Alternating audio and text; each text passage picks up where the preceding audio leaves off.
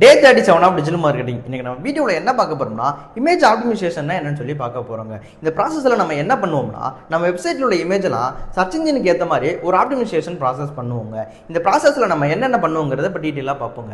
அதில் ஃபஸ்ட்டாக நம்ம இமேஜுக்கு ப்ராப்பரான ஒரு ஃபைல் நேம் கொடுப்போங்க. இது கொடுக்கறது மூலயமா ஒரு கூகுள் கிராலர் நம்ம வெப்சைட்டை இண்டெக்ஸ் பண்ணும்போது அது என்ன மாதிரியான ஃபைலுங்கிறத ஈஸியாகவே அதால் அண்டர்ஸ்டாண்டிங் பண்ண முடியுங்க. இதுக்கடுத்து செகண்ட் ஸ்டெப்பாக என்ன பார்ப்போம்னா, கம்ப்ரஸ்டு ஃபைலுங்க. அதாவது நம்ம வெப்சைட்டில் நிறைய இமேஜஸ் கொடுத்துருப்போங்க. அதோட ஒரிஜினல் சைஸே நம்ம வெப்சைட்ல கொடுக்குறப்போ அது நம்ம வெப்சைட்டோட லோடிங் ஸ்பீட் இன்னும் ஹையாக தான் ஆக்கிட்டு இருக்கோம். அதுக்காக நம்ம அந்தந்த இமேஜ் என்னென்னவோ அதுக்கு நம்ம கம்ப்ரஸராக அந்த ஃபைலை நம்ம கொடுக்கறது பெட்டராக இருக்குங்க.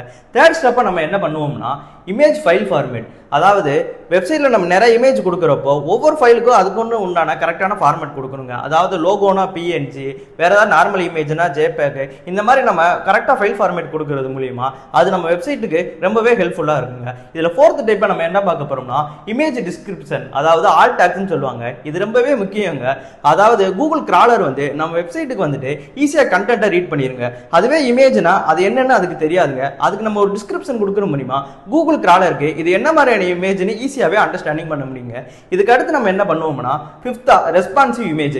அதாவது நம்ம வெப்சைட் இருக்கிற யூசர் மொபைல்ல இருந்து பார்ப்பாங்க, டெஸ்க்டாப் இல்ல டேப், இந்த மாதிரி நிறைய டிவைஸ்ல இருந்து பார்ப்பாங்க.